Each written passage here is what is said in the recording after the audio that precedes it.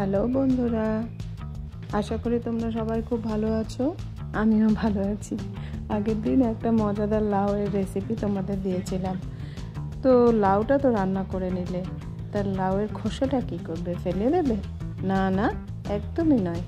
লাউয়ের খোসাটাকেও একটা সুন্দর রান্না করে তোমাদের দেখাচ্ছি, সেটাও করে তোমরা এবার ট্রাই করো।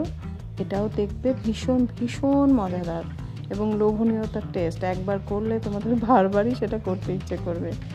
আমি তোমাদেরকে এবার দেখাচ্ছি ডাইরেক্ট যে কেমন করে তার প্রিপারেশনটা করতে হয়। আর আমার নতুন বন্ধুদের রিকোয়েস্ট করব, তোমরা সাবস্ক্রাইব করে দিও প্লিজ।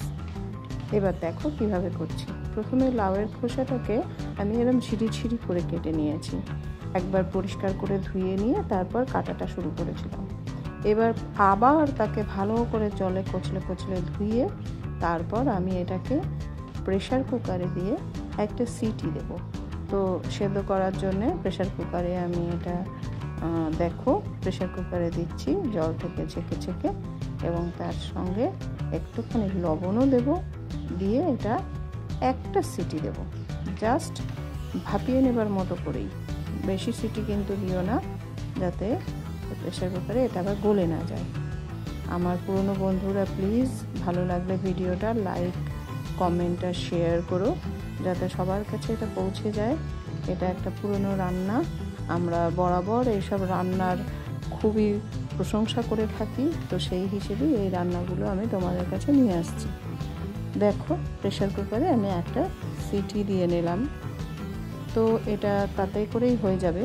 এবার ঢাকাটা খুলে এটা একটু ঠান্ডা করে এটাকে আমি মিক্সিতে নিয়ে নিলাম। এই সেদ্ধ করা লাউয়ের এটা দেখো কেমন নরম হয়ে গেছে, দেখেছো? সেদ্ধ হয়ে গেছে, দেখতে পাচ্ছ তোমরা।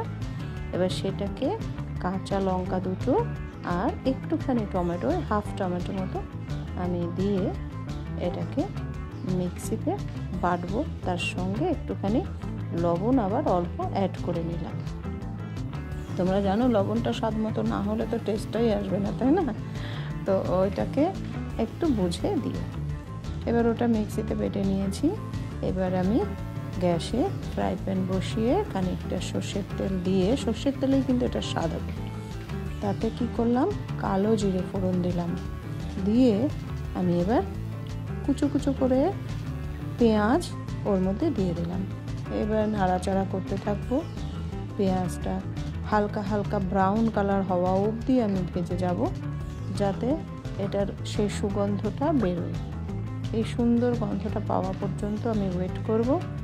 তোমরা নতুন বন্ধুরা দয়া করে আমার চ্যানেলটাকে একটু সাবস্ক্রাইব করো, যাতে আমি আরও উৎসাহ পাই এই রান্নাগুলো করার জন্য। আমি চেষ্টা করি পুরনো দিনের ভালো রান্না যেগুলো আমরা খেতে ভালোবাসি সেইগুলোই সবার সামনে আবার প্রকাশ্যে আনার জন্য। কারণ নতুন করে এখন পিৎজা, বার্গার, ম্যাগি, মোমো এইগুলোর দিন, কিন্তু আমরা চাই যে আমাদের পুরনো রান্নাগুলো আমাদের মাঝখানে থাকুক বহাল তবিয়াতে। তো আমি এবার দিলাম পেঁয়াজ খানিকটা ব্রাউন হয়ে যাবার পর এবার দিলাম এতে ক্যাপসিকাম ছোট করে কাটা আর রসুন কুচো করা। তো দিয়ে এবার আবার খানিকক্ষণ এদেরকে সাঁতলাচ্ছি।